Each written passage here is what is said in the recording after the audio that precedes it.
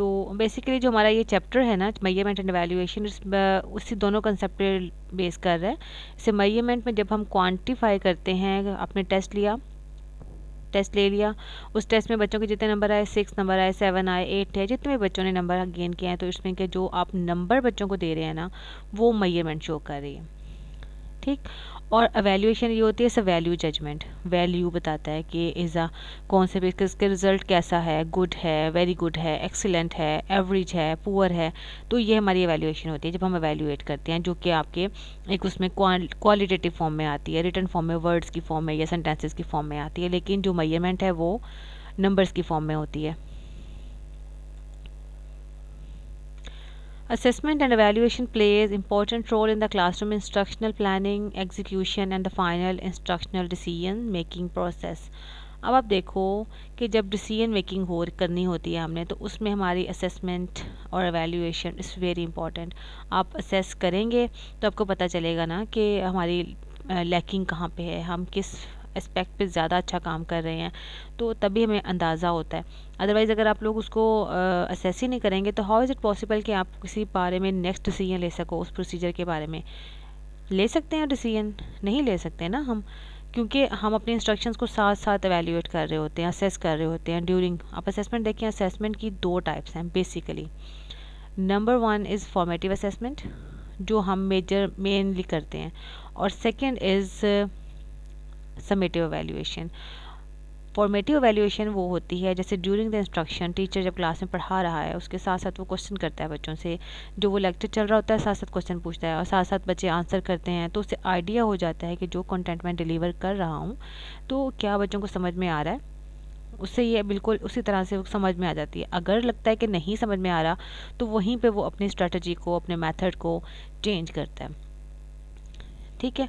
तो वो डिसीजन उसी वक्त हो गया। एक होती है समेटिव एवेल्यूएशन, जिसकी बेस पे, समेटिव असेसमेंट, जिसकी बेस पे हम एवेल्यूएट करते हैं पूरे के पूरे प्रोसेस को, जो कि at the end of the term होती है। वो किसी क्लास के एंड पे नहीं होती है, वो जैसे पूरा अपने एक सेमेस्टर का अगर प्रोग्राम है ना, तो ऑन दी होल पूरी बुक की आप एवेल्यूएशन करेंगे, समेटिवली उसको असेस करेंगे, फिर आपको आइडिया होगा कि इसको पूरा जब हमने पढ़ाया तो बच्चों में कौन सी जो है स्किल्स डेवलप हुई, कौन सी स्किल्स डेवलपमेंट की लैकिंग रह गई। तो वो सब चीज़ें फिर हमारे लिए हेल्पफुल होती हैं हमारी डिसीजन मेकिंग में। It does not only provide evidence about the student performance but also the concrete basis for providing feedback and decision about the future prospects of teaching and learning process.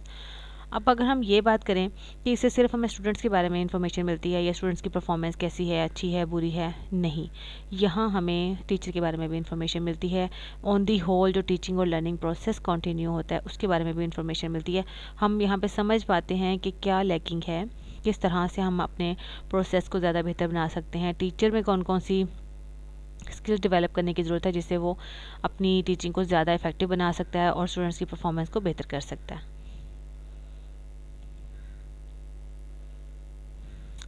Concept of measurement and evaluation. अब in educational assessment, the concept of assessment, measurement and evaluation are interrelated at the same time, very difficult things. You know, ये तीनों concepts जो होते हैं ना interrelated हैं और sometimes हम confuse हो जाते हैं इनको देखते हुए, yet most of the time students are unable to adequately explain the differences. लेकिन बात ऐसा होता है students इसका mainly difference बता भी नहीं सकते कि क्या difference है, उनको सब कुछ सेम ही लग रहा होता है कि उस तीनों में assessment हम सब में कर रहे होते हैं, बच्चों की performance को जज कर रहे होते हैं। अब कहीं पे न्यूमेरिकल है, कहीं पे वो क्वांटिटेटिव फॉर्म में है, कहीं क्वालिटेटिव फॉर्म में है, लेकिन होती तो बच्चों की परफॉर्मेंस ही जजमेंट है ना, टीचिंग और लर्निंग की परफॉर्मेंस को जज कर रहे होते हैं। तो सेपरेटली अगर हम देखते हैं तो measurement, educational measurement is the process of assigning numbers to individuals और their characteristics according to the specific rules. अब देखो, हमने नंबर्स की बात की कि मेजरमेंट में आप नंबर असाइन करते हैं, कितने मार्क्स आए हैं आपके, हर बच्चे जब से एग्जाम्स में मार्क्स आते हैं, तो जो मार्क्स वाला पोर्शन है दैट्स असेसमेंट है, वो सॉरी मेजरमेंट है। Measurement requires the use of numbers but does not require the value judgement. इसमें हम सिर्फ नंबर्स का यूज़ करते हैं, हमें यहाँ वैल्यू जजमेंट नहीं चाहिए। हमने नहीं पूछा फर्स्ट है, सेकंड है, अच्छा है, बुरा है, कैसा है, we are just writing the numbers be made about the numbers obtained from the process. और जो हमारी जो जजमेंट है ना, वो सिर्फ हम नंबर की बेस पे जज करते हैं कि अगर 10 में से 9 है तो इसमें इनके बहुत अच्छे नंबर हैं, 5 हैं तो हम कहेंगे एवरेज है, पुअर है या वीक रिजल्ट है। Achievement is measured with a test. By counting the number of test items a student answer correctly. अगर हम एक टेस्ट में उन्होंने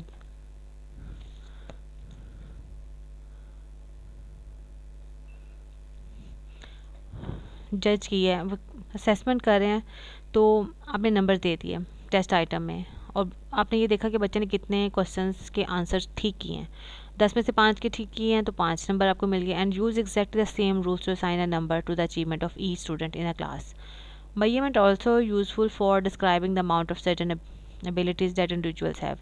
और हम इसमें कुछ ख़ास किस्म की एबिलिटीज़ को बताने के लिए हम इसको यूज़ करते हैं मेजरमेंट को। Measurement is therefore process of assigning numerals to objects. Numbers बता देते हैं, इनको क्वांटिटी फॉर्म में होती हैं events in order to give quantitative meaning to such qualities. In the classroom to determine a child's performance one needs to obtain quantitative measures to the individual scores of the child।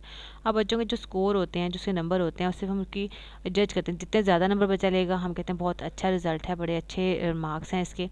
तो if the child scores 80 in mathematics, 80 आ गए, and there is no other interpretation one should give it and it can not be said she has passed or failed. अब उससे 80 number उसके math में आ गए हैं, लेकिन हम उसको ये नहीं कह सकते कि ये पास है या फेल है जब तक हमारे पास साथ कोई दूसरी इंटरप्रिटेशन नहीं होती, क्योंकि मार्क्स में तो सिर्फ मार्क्स ही होते हैं, साथ आप लिखते नहीं हो, इंटरप्रिटेशन नहीं देते, साथ में सिर्फ नंबर बताते हैं। नंबरों की बेस पे हम कहते हैं कि अगर आपने क्राइटेरिया रखा हुआ है, स्टैंडर्ड रखा हुआ है कि 40 वाला पास है, तो आप तब इसे कंसिडर कर लेंगे 80 it's mean it's okay, it's पास।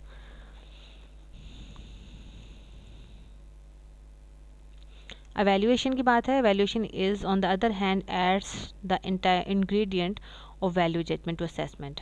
इसमें वैल्यू जजमेंट करते हैं आप कि काम कैसा रहा, सारा सिस्टम कैसा रहा। It is concerned with the application of its finding and implies some judgment of the effectiveness, social utility or desirability of the product, process or progress in terms of carefully defined agreed upon objectives or values. Evaluation often includes recommendation of constructive action। इसमें आप recommendation भी देते हैं जब आप evaluate करते हैं ना, और उसमें पूरे प्रोसेस को, प्रोडक्ट को, जो भी परफॉर्मेंस है, जितनी भी इफेक्टिवनेस थी, वो सब कुछ जज किया जाता है। वैल्यू जजमेंट है evaluation. Is a qualitative measure of the prevailing situations. जैसे हमने मैथ की एग्जांपल अभी पीछे आ रहा है, मैं बताती हूँ आपको। It calls for evidence of effectiveness, कितनी इफेक्टिव थी, सूटेबिलिटी कितनी थी, गुडनेस ऑफ द प्रोग्राम, इन चीज़ों को हम जज करते हैं। ठीक है। अब जैसे क्लासरूम एवरेज टेम्परेचर जो है वो 75 डिग्री है, ये एक सिंपली इंफॉर्मेशन है। It is the context of the temperature for a particular purpose that provide the criteria for valuation. ठीक है।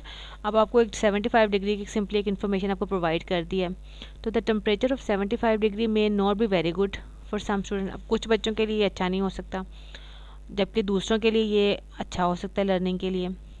तो ये डिफरेंट आ जाता है ना इसमें एवेल्यूएशन में, कि वैल्यू जजमेंट जब हम करते हैं, इसे जस्ट एक इन्फॉर्मेशन है, सिंपल एक इन्फॉर्मेशन दी हुई है इसमें। अब जैसे मार्क्स की बात थी, हायर स्कूल बच्चे ने लिया 80 स्कोर। अब 80 स्कोर में साथ अपने पूरी क्लास के हमने रिमार्क्स दे दिए कि एक्सीलेंट, क्योंकि किस क्लास में किसी और बच्चे के 80 मार्क्स नहीं हैं, हमने एक्सीलेंट का स्कोर साथ में दे दिया और साथ में फर्स्ट लिख दिया, एक्सीलेंट, कीप इट अप। तो ये अब हमें पता चला है कि वैल्यू जजमेंट ये हुई कि जो मैथ्स का स्कोर है वो इस बच्चे का एक्सीलेंट है इस क्लास में से।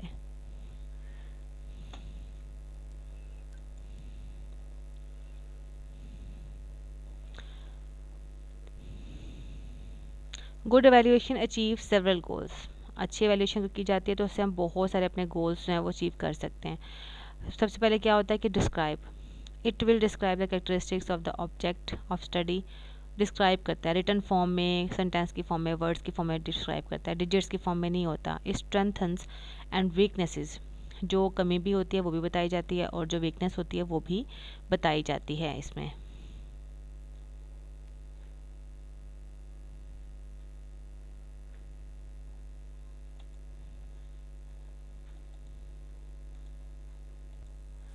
आप यहाँ पे देखें कि स्ट्रेंथ और वीकनेस बताते हैं।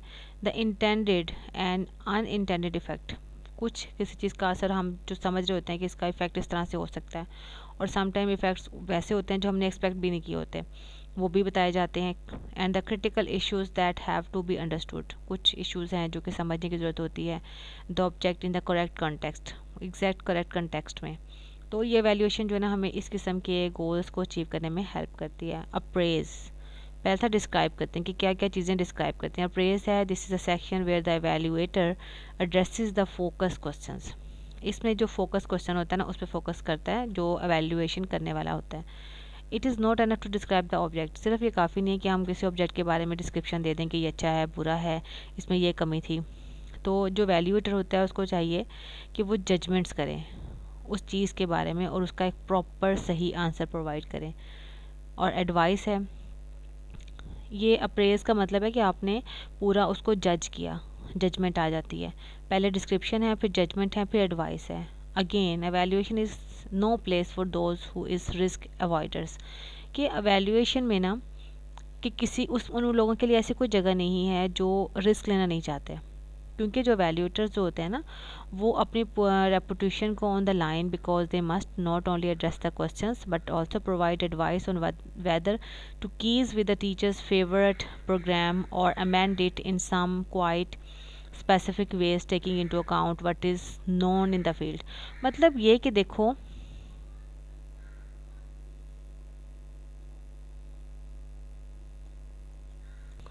क्योंकि जो एवेल्यूएटर्स होते हैं ना वो अपनी रेपुटेशन को एक ऑन द लाइन, एक लाइन पे रखते हैं, क्योंकि वो सिर्फ और सिर्फ क्वेश्चंस पे बात नहीं कर रहे होते, उन्होंने प्रॉपरली उस चीज़ के बारे में सजेशंस भी देनी होती हैं कि किस तरह से हम बेटर वे में उस चीज़ को कंटिन्यू कर सकते हैं और उसमें क्या क्या लैकिंग है।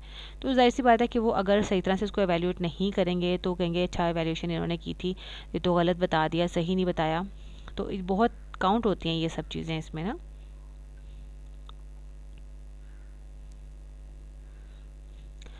टाइप्स ऑफ टेस्ट हैं। अब टाइप्स ऑफ टेस्ट की बात आ गई है कि टाइप्स ऑफ टेस्ट क्या होंगे। ठीक है जी, टाइप्स ऑफ टेस्ट में हमने मेरे ख्याल से ये पहले मैंने आप लोगों के साथ डिस्कस भी किया था types of test, is it और नॉट।